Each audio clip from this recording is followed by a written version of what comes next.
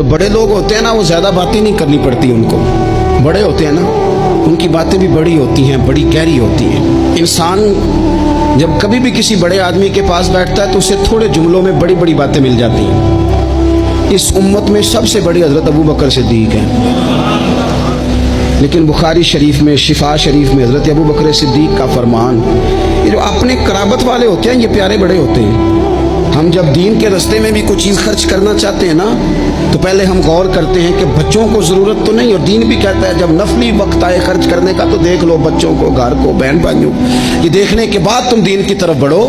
اپنے قرابت دار بڑے ہی پیارے ہوتے ہیں. اپنے بہن بھائی, اپنے پھپھو, ماموں, خالہ, چاچا, یہ بڑے پیارے ہوتے ہیں. لیکن حضرت سیدنا ابو بکر صدیق نے نا بہت ساری اہل بیت کی محبت کی باتیں ہو رہی تھی تو ایک جملہ کہہ کے باپ بند کر دیا. کہنے لگے میں ابو بکر صدیق ہوں, مجھے اللہ کی عزت کی قسم مجھے اپنے ہر رشتے سے زیادہ مدینے والے محبوب کا رشتہ عزیز ہے.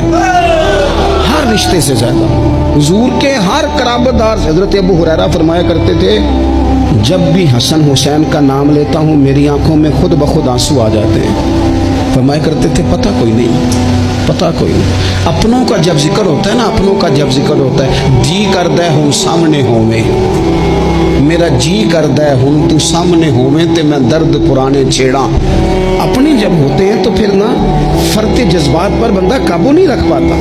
حضرت ابو ہریرہ فرماتے ہیں میں نام لیتا ہوں میرا نام تو میری آنکھیں خود بخود آنسو برسانے لگتی ہیں. یہ جذبات ہیں میرے حضور کی اولاد پاک کے لیے. تیری نسل پاک میں ہے بچہ بچہ نور کا, تو ہے عین نور تیرا سب گھرانہ نور کا.